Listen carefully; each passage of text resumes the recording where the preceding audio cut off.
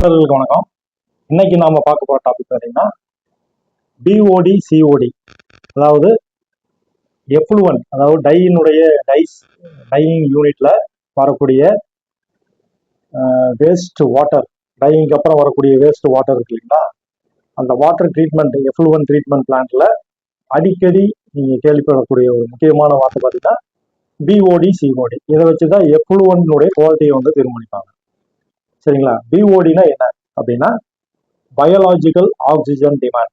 அதாவது பார்த்தீங்கன்னா எவ்வளவு ஆக்சிஜன் அதில் இருக்கக்கூடிய மைக்ரோ ஆர்கனிசம் யூஸ் பண்ணி அந்த தண்ணியில் இருக்கக்கூடிய ஆர்கானிக் மேட்டர்ஸை வந்து பயோடிகிரேட் பண்ணுது, அதுக்கு எவ்வளோ ஆக்சிஜன் தேவை அப்படிங்கிறதா வந்து பிஓடி, பயாலாஜிக்கல் ஆக்சிஜன் டிமாண்ட் அப்படிம்பாங்க. அடுத்ததாக பார்த்தீங்கன்னா சிஓடி, கெமிக்கல் ஆக்சிஜன் டிமாண்ட். அப்படின்னா என்னன்னு பார்த்தீங்கன்னா ஆக்சிஜன், எவ்வளவு ஆக்சிஜன் வேணும், அந்த ஆக்சிஜனை யூஸ் பண்ணி ஆக்சிடைஸ் பண்ணி biodegradable plus non biodegradable organic மேட்டர்ஸை வந்து டீகம்போஸ் பண்றதுக்கு எவ்வளோ ஆக்சிஜன் தேவையோ அதுதான் வந்து சிஓடி, கெமிக்கல் ஆக்சிஜன் டிமாண்ட். அதாவது ஆக்சிஜன் எவ்வளவு தேவைப்படுது, அந்த தண்ணீரில் உள்ள ஆர்கானிக் மேட்டர்ஸ், அதாவது both biodegradable and non biodegradable ரெண்டையும் வந்து ஆக்சிடைஸ் பண்ணி டீகம்போஸ் பண்றதுக்கு எவ்வளவு தேவைப்படுதுங்கிறது தான் வந்து சிஓடி.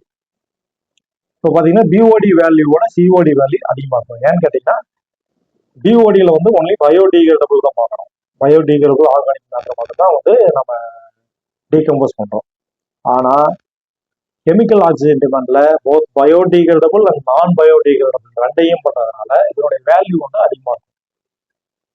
இப்போ பிஓடி செக் பண்றதுனால நம்ம மினிமம் 3 to 5 days இந்த மாதிரி தேவைப்படும். சிஓடி செக் பண்றதுனா நம்ம ஒரு 3 hours பார்த்துடலாம். இதே வந்து டோட்டல் ஆர்கானிக் கண்டென்ட் டிஓசி பார்க்குற மாதிரி இருந்தால் 30 minutes நம்ம வந்து டெஸ்ட் பண்ணி பார்க்கலாம். இப்போ பிஓடிக்கும் சிஓடிக்கும் உள்ள ரேஷியோ ஒன்று போடுவாங்க. இது எதுக்காக போடுறாங்க அப்படின்னா இந்த ஒரு தண்ணி வந்து பயாலஜிக்கல் ட்ரீட்மெண்ட்டுக்கு வந்து உகந்ததா இல்லையா அப்படின்னு செக் பண்றதுக்கு பிஓடி டிவைட் பை சிஓடி இந்த ரேஷியோ வந்து போடுவாங்க. இந்த ரேஷியோ பார்த்தீங்கன்னா எபோவ் 0.5 இருந்ததுன்னா இந்த தண்ணியை வந்து நம்ம வந்து பயாலஜிக்கல் ட்ரீட்மெண்ட் பண்ணலாம். அதாவது பாக்டீரியாவை யூஸ் பண்ணி அதில் இருக்கக்கூடிய மேட்டர்ஸ்லாம் வந்து நம்ம டீகம்போஸ் பண்ணி செட்டில் பண்ணி நம்ம வந்து அதுக்கப்புறம் ஃபில்ட்ரேஷன் பண்ணி நம்மளால வந்து ரெக்கவர் பண்ண முடியும். சப்போஸ் இந்த பிஓடி சிஓடியினுடைய ரேஷியோ பார்த்தீங்கன்னா 0.3க்கு கீழே இருந்தது அப்படின்னா அந்த தண்ணி கண்டிப்பாக நம்ம வந்து பயாலஜிக்கல் ட்ரீட்மெண்ட்டுக்கு யூஸ் பண்ண முடியாது. இந்த ரேஷியோ வந்து பயாலஜிக்கல் ட்ரீட்மெண்ட்டுக்கு இந்த வாட்டரை யூஸ் பண்ண முடியுமா இல்லையா அப்படிங்கிறத கண்டுபிடிக்கிறதுக்காக யூஸ் பண்ணக்கூடிய ரேஷியோ.